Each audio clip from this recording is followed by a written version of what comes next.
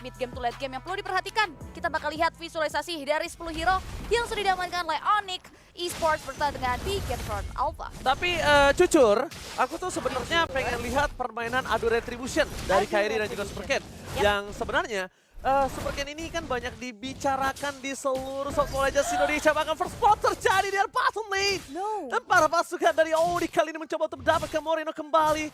Moreno masih mempertahankan satu sosok flicker yang dia miliki. Dan ternyata itu terdeteksi oleh seorang Boots. Lihat, freeze lane yang terjadi bahkan membuat Boots benar-benar unggul dan Sorizo tertinggal satu level. Dan untuk XP laner tertinggal satu level itu mahal. Yes, out of nowhere ya, tiba-tiba Sorizo hilang. Tapi nampaknya Shadow DT dikeluarkan gitu saja. Untungnya belum ada resource lain juga yang dikeluarkan dari area Suns itu sendiri. Jadi masih cukup aman sebetulnya, walaupun lihat Superfin, Airborne Evac mengarah ke arah dirinya. Nggak boleh terlalu buru-buru ya dengan killing spree emblem. Dan juga Assassin Hunter yang diamankan nantinya akan berdampak dengan damage terhadap monster jungle yang dimiliki. Dan juga bagaimana nantinya damage yang dia berikan juga ke area beberapa pemain dengan adanya killing spree itu sendiri. Dan terlebih lagi kalau melihat dari area sisi Suns itu sendiri yang perlu diperhatikan, dia mengamankan karya Rapture. Kita tahu ada penetrasi yang bakal dihasilkan dari adaptif tersebut.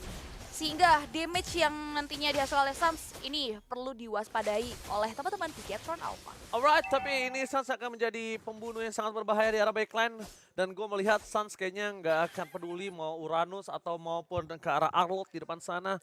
Dengan adanya full penetration, bahkan sampai ke arah Weapon Master, itu akan menjadi satu sosok yang menakutkan untuk para pasukan Bigetron Alpha.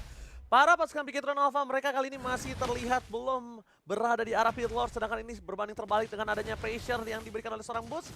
Supercan standby on position, memberikan satu bar retribution. Apakah dari Kairi mampu menuju ke arah sana sebelum terlambat? Dan bahkan adu retribution terjadi. Supercan berhasil mendapatkan satu bar retribution, tapi ternyata satu poin kill didapatkan oleh Onyx. Boots harus hilang begitu saja. Para pasukan dari Onyx mereka bahkan kehilangan dua playernya. What a play from Bigetron Alpha. Supercan berhasil mengaman retributionnya. Yes, nggak berhenti sampai di sana. Satu buah purple buff pun nampaknya jatuh di tangan seorang Supercan. Ini membuat banyak sekali buah tangan yang dia bawa terkait pertemuannya dengan Onyx Esports di area Turtle Pit. Onyx mereka harus pulang dengan tangan kosong. Mereka harus mulai memutar otak mereka lagi untuk mencari perhitungan atau bahkan kompensasi lain atasnya kerugian yang mereka miliki di beberapa menit selanjutnya. Ini masih menit kedua. Apalagi kalau ngomongin banyaknya objektif, ini modal awal yang bagus buat Bigetron. Oh, bahkan coba lihat combo Combro, Symphonial Skill yang berhasil dikeluarkan oleh seorang Salsa juga Kipoy tanpa harus adanya Kairi. Walaupun di sana Kairi mencoba untuk membantu dengan ada damage yang diberikan, tapi Symphonial Skill-nya lihat. Ocean Oddity, Breath of Ocean, Rough Wave-nya dikombinasikan dengan satu Iron Hook. Dan bahkan dia memastikan dengan pelorihan itu benar-benar cantik. Kenapa? Mereka gunain skillnya satu persatu, diselesaikan skillnya, dan memastikan kalau Superfin harus ditenggelamkan di dalam Land of Down. Di arah top lane akan ada coba invasi yang coba dilakukan oleh para pasukan Bigetron Alpha. Yang nampaknya di arah mid lane sangat coba menghajar, mencoba untuk melakukan outplay, tapi nampaknya gagal. Belum memiliki damage yang cukup capable. Supercan too strong kali ini. Yes, Rockwave untuk menyelamatkan diri. Masih ada pasif dari Thalassophobic juga yang membuat dia masih survive dari serangan dua pemain Bigetron Alpha di area mid lane. Terpantau dari area sisi goldnya juga masih cukup equal ya. Tidak ada yang terlalu mendominasi. Bahkan dari kill count juga bisa disetarakan oleh teman-teman dari Onyx. Sehingga di game yang pertama kali ini masih belum ada terlalu mendominasi. Bahkan kalau kita lihat rotasi dari Bro Romber ya, terkhusus dari area sisi Kiboy sendiri. Ini dia Chip yang aku tunggu. Mencoba untuk melakukan steal terhadap Purple Buff. Adu retribution terjadi dan bahkan Kairi kali ini gagal mengamankan miscalculate dari seorang Kairi kali ini. Kayaknya nampaknya dia berpikir kalau misal Phantom Execution ini cukup untuk bisa mendapatkan Purple Buff. Supercan, what are you doing? Supercan seorang diri mencoba diselamatkan belakang, tapi lihat Rough Wave menutup hari dari serempak sia Supercan. No power of retribution di tangan Bigetron Alpha. Para pasukan dari Onyx mereka mencoba untuk membayar kehilangan purple-nya dengan ada satu sosok turtle. Apakah berhasil? Tapi para pasukan dari Onyx mereka nampaknya akan mendapatkan turtle ini dengan gratis tanpa ada cashback sama sekali. Bahkan cuan for life. Alright, akhirnya ada satu pertukaran tapi belum berhenti sampai di sana, di mana final flash dikeluarkan gitu saja. Kairi mendinau serangan yang diberikan oleh Super Win dengan ada satu buah Tondros yang dimiliki. Untung aja nggak ditumbangkan karena itu bisa jadi kerugian yang cukup fatal sih, karena baru aja beberapa detik sebelumnya dari area Onyx sendiri berhasil secure satu buah keuntungan di Suns. Happy birthday Moreno! Surprise attack Bapak Ibu yang membuat para pasukan dari Onyx kali ini berhasil mendapatkan satu buah poin kill. Moreno udah mulai harus aware sih. Dan bahkan kalau bisa kita lihat CP di arah top lane, cewek cuma nge-buying time. Karena dia tahu dia hero scaling. Saken punya power yang lebih sakit di early-nya. Dan dia bertahan dengan clear minion dari Saken, dia juga nggak mau terlalu terburu-buru. Tahu betul ya, dua belah god lane-nya adalah pemain inti yang nantinya berkontribusi lebih lagi terkait damage. That's why cewek dan juga dari area Sakennya sendiri benar-benar sangat memperhatikan langkahnya karena conceal play nampaknya sudah mulai diaktifkan. Walaupun kedua pemain dari Bigetron Alpha mereka tahu betul untuk mundur secara teratur. Dibalas lagi di area conceal, Super Win akan coba untuk mulai menelusuri di area rumputan yang masih belum terdeteksi bau-bau dari pemain-pemain Onyx di area objektif sana. Meanwhile di bottom lane. Oh, mencoba untuk mendapatkan satu sosok Sorizo dan ternyata nampak Kairi almost is never enough. Sorizo still survive di bottom lane, tapi coba di cancel. Raven dikeluarkan, tidak terlalu berimpact sangat banyak. Dan bahkan cewek fokus ke Saken. Raven for Keyboy, dibalikkan kembali kanan dan bahkan Moreno berhasil mengoutplay. 3 player hilang. Onyx kehilangan 3 player, 3 pilar utama mereka. Dan bahkan di arah top lane menjadi sosok yang rugi karena turret 3 orang membuat Bigetron bebas untuk melakukan rotasi. Kairi terlalu sulit untuk ditangkap. Dan bahkan kalau bisa aku bilang ini mereka bisa invasi jungle, ngamanin jungle-nya. Karena buying time oleh Sorizo di arah bottom lane itu mahal banget ternyata. Yes, Kairi yang bisa maksimalin keadaan, hero yang cukup lincah juga akhirnya bisa membayar 3 nyawa teman-temannya. Walaupun secara general tuh masih belum bisa untuk menutupi kerugian yang dialami oleh Onyx atas hilangnya objektif auto turret juga yang harus tumbang. Turtle terakhir sudah mulai dipantau oleh kedua belah jungler dan bahkan Keyboy udah mulai coba untuk menarik area satu buah member yang dimiliki oleh Bigetron Alpha terlalu sustain, membuat Keyboy harus mundur lagi ke area belakang, tapi nampaknya oke, bakal langsung ada Raven dari seorang Suns di depan sana. 2 poin kill akan didapatkan. Bahkan di sisi sebaliknya Suns mendapatkan Turtle. Mencoba melakukan outplay, Moreno mundur ke arah belakang. Moreno apathy from Saken. Gagal mendapatkan seorang Keyboy. Suns gila, Suns mendapatkan 2 poin kill, 1 Turtle. Dan itu bener-bener di luar dari nalar. Karena mungkin bisa kita bilang Suns itu bisa di-cancel sama adanya Final Slash. Itulah salah satu keunggulan yang dimiliki dari Arlott. Tapi ternyata Final Slash tadi nggak berimpact dan Suns dengan Petrify-nya.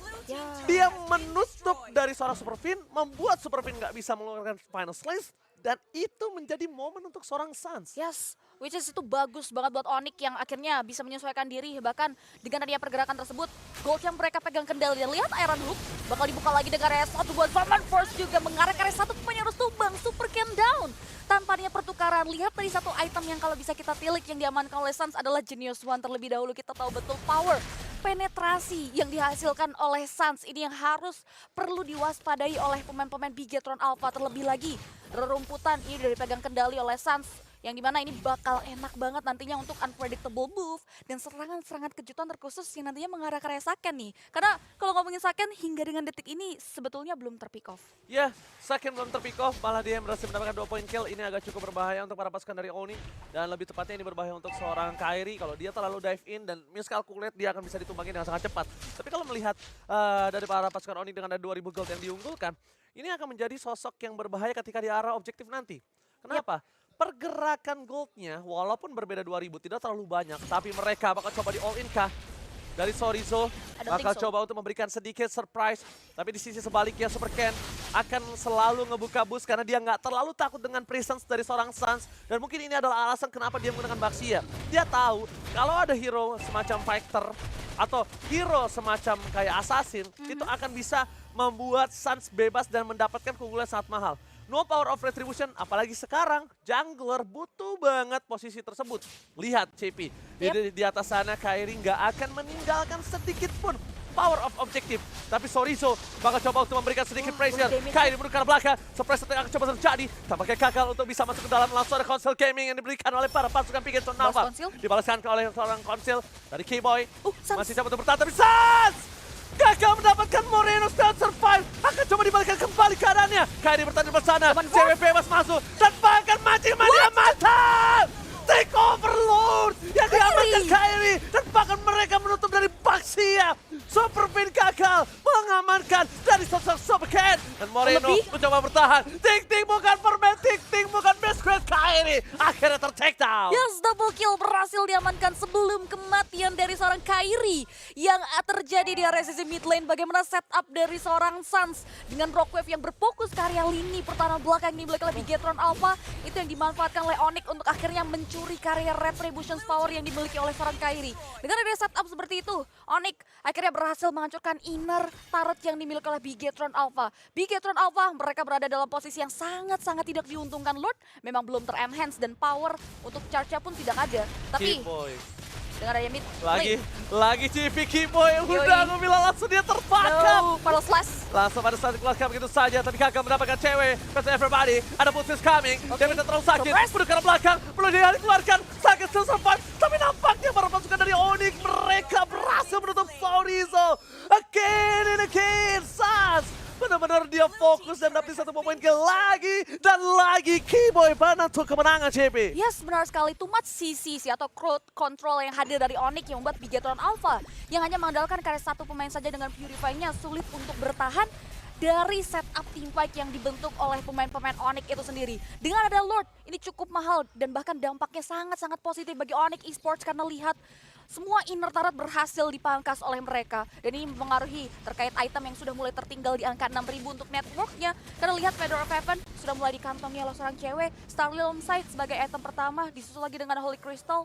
Ini yang membuat cewek mampu untuk berkontribusi damage melalui adanya Zaman Force dan juga Synchro Visions yang dia buka. Dan perlu diperhatikan juga di mana dari Saken sendiri ini bisa menjadi bom waktu sebetulnya. Karena hingga detik ini belum ter-pick off. Terlebih lagi dengan area Blood of Despair dan juga Malefic War, damage yang diberikan sudah maksimal. Alright, udah terlihat potensinya, tapi Keyboy belum terlalu terburu-buru. Arunho macam-macam mantap loh nih, Hanurano siap menjadi pilihan utama, tapi Suns mentinai dan gagal. Moreno Saturday berhasil membuat Terrify Gaming, tapi sakit dari pasangan Arunho apati for nothing. Gak ada damage yang dikeluarkan, mereka kehilangan 3 playernya, bahkan coba fokus di arah bottom lane. Para pasukan dari Onyx, mereka tidak peduli apapun yang terjadi. Ini bencana! Para pasukan dari Onyx, mereka mengungguli hingga 8.000 gold, dan mungkin Lord berikutnya akan di tangan dari Onyx.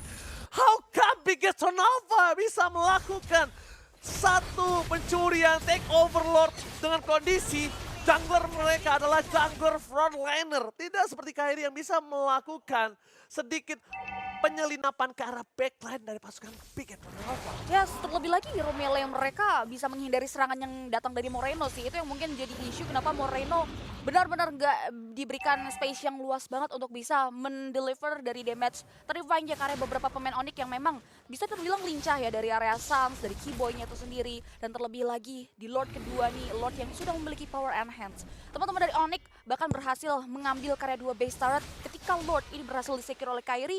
Ini bakal jadi momentum yang bagus banget buat mereka, tapi kita bakal lihat bagaimana power retribution dari Supercan. Karena kalau ngomongin dari perbedaan level, ini akan mempengaruhi bagaimana damage retribution nantinya masuk. Mengingat Kairi sudah memasuki level maksimal. Oke, Kairi sudah berada di level 15, tapi yang mungkin harus diperhatikan dari Suns adalah dia tadi bisa mengope. Bakal ada conceal game yang terjadi, dapetin satu point kill kembali, Arlo hilang, dan Suns mencoba untuk melakukan zoning out dari belakang. Lalu ada Boostman Blackheart, looking for one pot. Sorry, seorang diri, tadi menemani, Sorry akan coba ditumpangkan, tapi Blackheart masih mania mantap. Oh my god, Iron Home from Keyboy, looking for wipe out, Bigetron Alpha terwipe out. Onyx Esports take the K1. Onyx Esports mengamuk dengan kemenangan 1-0 di match kita yang kedua. Setup mereka di early mereka cukup terseok-seok dengan first blood-nya Sorizo. Out of nowhere di turtle ketiga sih. Zoning out